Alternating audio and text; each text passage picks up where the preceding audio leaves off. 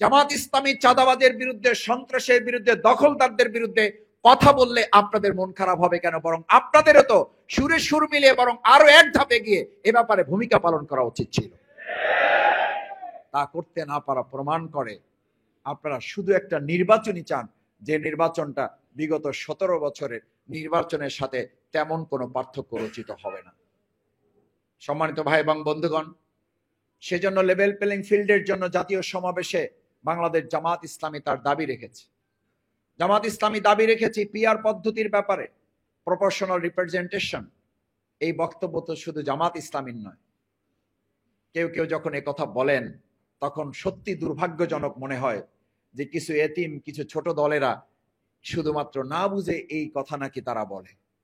আমি মাঝে মধ্যে বলি যে এতিম দলেরা, ছোট দলেরা যদি এই কথা বলে তো আপনার অসুবিধা কি? আপনি তো বড় দল, আপনি তো এতিমদের অভিভাবকের দল, তো আপনি তো এটা মেনে নেওয়া উচিত, কারণ আপনি তো মানুষের সব ভোট পেয়ে যাবেন। তাহলে তো আপনার প্রথমে এই দাবি মেনে নেওয়া উচিত ছিল।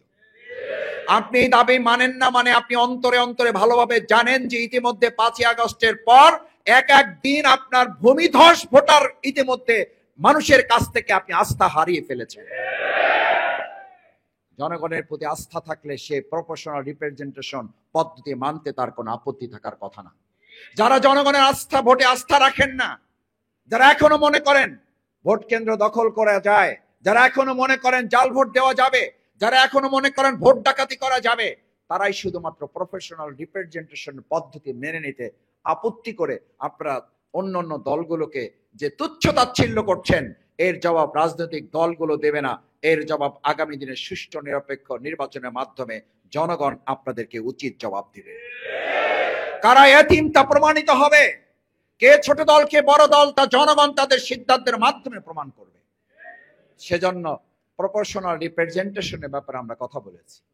আমরা লক্ষ্য করি ঢাকা সিটির নগর ভবন দখল করে জনগণের সেবা করার জন্য খুব উঠে পড়ে লেগেছেন কেউ কেউ, কিন্তু জনগণের সেবা করার জন্য যখন আমরা স্থানীয় নির্বাচনের কথা বলি, জাতীয় নির্বাচনের আগে, তখন তারা বলেন আমরা নাকি ষড়যন্ত্র করি। এই যে দ্বিচারিতামূলক আপনাদের ভূমিকা, এই ভূমিকা জাতির কাছে স্পষ্ট নয়, জাতির কাছে রহস্যজনক। একই সাথে আপনারা বলেন নাগরিকের সুবিধা নিশ্চিত করার লক্ষ্যে আমাদেরকে শপথ দিলেও আমরা চেয়ারে বসবো, শপথ না দিলেও আমরা চেয়ারে বসবো। আমরা তো সেটাই বলেছি যে নাগরিকের সুবিধার জন্য জাতীয় নির্বাচনের আগে স্থানীয় নির্বাচন দরকার। আপনি শপথ নিয়েই বসেন, আপনার মাননীয় শব্দটা সাংবিধানিক বাধ্যবাধকতার মধ্যে নিয়েই বসেন। যার কারণে তো আজকে এতটা লজ্জিত হতে হলো, একদিন মাননীয় আছে আর একদিন কোন আন্দোলন সংগ্রাম ছাড়াই মাননীয় বাদ হয়ে গেছে। এই জন্য তো জামাত ইসলামী আন্দোলন করে নাই, আমাদের তো আন্দোলনে ডাক দিতে হয় নাই, মাননীয় বাদ দেন। আমরা তো একদিনের জন্য এই কথা বলি নাই। আপনারা নিজেরাই নিজেদের ভুল বুঝতে পেরেছেন। আমরা অপেক্ষা করছি আর কিছুদিন গেলে বাকি ভুলটাও বুঝতে পারবেন এবং পিআর পদ্ধতি সহ জামাত ইসলামীর এই জনগণের দাবিগুলোর সাথে আপনারা একমত হয়তো হয়েও যাবেন। সংগ্রামী ভাই এবং বন্ধুগণ, সেই জন্য আগামী 19শে জুলাইয়ের ঐতিহাসিক জাতীয় সমাবেশ বাস্তবায়ন, এটি শুধুমাত্র একটি সমাবেশের নাম নয়, এটি অনেকগুলো গুরুত্বপূর্ণ জাতীয় ইস্যু বাস্তবায়নের জন্য জনগণকে সাথে করে নিয়ে আমরা বাংলাদেশের মানুষের কাছে জামাত ইসলামীর আমির ডাক্তার শফিকুর রহমানের পক্ষ থেকে একটা বার্তা আমরা মানুষের কাছে পৌঁছে দিতে চাই। সংগ্রামী ভাই এবং বন্ধুগণ, পেশাজীবী অঙ্গনে যারা আজ এই গুরুত্বপূর্ণ দায়িত্ব পালন করেন তাদেরকে আজকে এখানে আহ্বান জানানো হয়েছে মূলত এই কথা বলার জন্য যে আমরা বাংলাদেশ জামাত ইসলামী, আপনাদের নিশ্চয়ই মনে থাকার কথা 2024-এর জুলাই আগস্টের গণ অভ্যুত্থানের পর আমরা শুধু একবার রাস্তায় নেমেছি, সেটা হচ্ছে আওয়ামী লীগকে নিষিদ্ধ করার জন্য।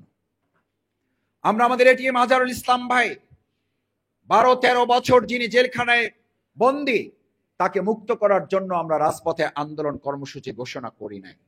অন্তর্বর্তীকালীন সরকারের স্থিতিশীলতা, জনগণের কষ্ট দুর্ভোগ যেন না বাড়ে সেই জন্য আমরা আন্দোলন সংগ্রামে রাজপথে কোন রকম কর্মসূচি আমরা দেই নাই।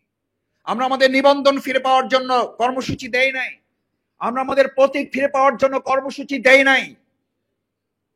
আমরা এই জন্যও কর্মসূচি দেই নাই, জামাত ইসলামের বিরুদ্ধে হাজার হাজার মামলা দেওয়া আছে, এই মামলাগুলো প্রত্যাহার করতে হবে, এই জন্য আমরা কর্মসূচি দেই নাই।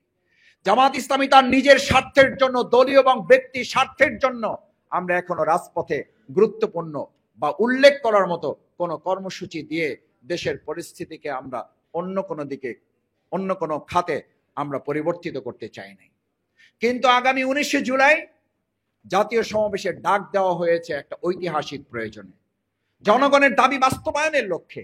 সেই জনগণের দাবি বাস্তবায়নের জন্য আমরা আজকে ঘোষণা করছি 19শে জুলাইয়ের প্রোগ্রাম মূলত জামাত ইসলামী ছাত্র শিবিরের প্রোগ্রাম নয়, এটি হচ্ছে গোটা বাংলাদেশের জনগণের দাবি আদায়ের একটা মুখ্যম এবং ঐতিহাসিক দাবি পূরণের জন্য। এটা হচ্ছে জনগণের প্রোগ্রাম, জামাত ইসলামের প্রোগ্রাম নয়। বাংলাদেশের জনগণ আর নতুন কোন ফ্যাসিস্টকে মাথাচাড়া উঠতে দিবে না এবং দেবে না।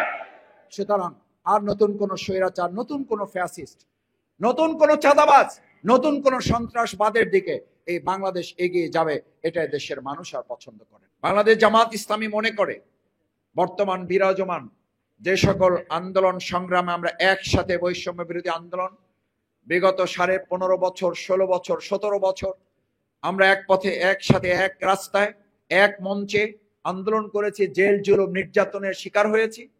সেই আন্দোলন সংগ্রামের সাথী যারা, রাজনৈতিক দল পরিচালনা করছেন যারা, তাদের রাজনৈতিক দলগুলোর মধ্যে সংস্কার সাধন না করলে আমরা আগামী দিনে শুধু প্রশাসন কিংবা শুধুমাত্র অন্তর্বর্তীকালীন সরকারের উপর নির্ভর করে একটি অবাধ, সুষ্ঠু, গ্রহণযোগ্য নির্বাচন অনুষ্ঠান করা সম্ভব হবে না। আমরা ইতিমধ্যে লক্ষ্য করেছি রাজনৈতিক দলগুলো নিজেদের মধ্যে সংস্কার সাধন করতে না পারার ব্যর্থতায় আজকে আমাদের হত্যাকাণ্ড বন্ধ করা যাচ্ছে না।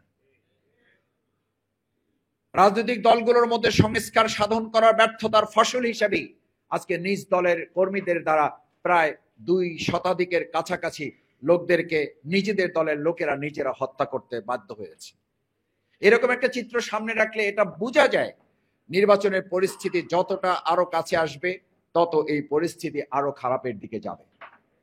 সেজন্য যারা নির্বাচনের জন্য তড়িঘড়ি করছেন, বাংলাদেশ জামাত ইসলামী স্পষ্ট করে বলতে চায়, যখন ডিসেম্বর থেকে জুনের মধ্যে নির্বাচনের রোডম্যাপ প্রধান উপদেষ্টার পক্ষ থেকে ঘোষণা করা হয়েছে, তারপর থেকে জামাত ইসলামের সম্মানিত আমিরে জামাত ডক্টর শফিকুর রহমান এবং জামাতের নেতৃবৃন্দ আমরা সবসময় বলে এসেছি, এই রোডম্যাপের প্রতি আস্থা রেখে জামাত ইসলামী তার কার্যক্রম পরিচালনা করেছে। কিন্তু আমরা কোনো জায়গায় কথা শুনতে পাই জামাত ইসলামী তার বক্তব্যের মধ্যে কখন কোনটা বলে এটা নাকি তারা বুঝতে পারেন না। আমরা বিস্মিত হই। বরং আপনারা যে ভূমিকা পালন করছেন সেই ভূমিকা পালনটা এই দেশের জনগণ বুঝতে পারেন না, যে আপনারা বিচার সংস্কার চান, নির্বাচন চান, নাকি বাংলাদেশের সুষ্ঠু, নিরপেক্ষ, অবাধ এবং সংগ্রহমূলক একটা নির্বাচনের জন্য লেভেল প্লেইং ফিল্ড দরকার। আপনারা সেই ক্ষেত্রে আদৌ কোনো ভূমিকা পালন করছেন কিনা জনগণ সেটা বুঝতে পারছে না। আপনাদের ভূমিকায় তা পরিষ্কার হচ্ছে না, আপনাদের বক্তব্যের মাধ্যমে তা পরিষ্কার হচ্ছে না। যদি তাই হয়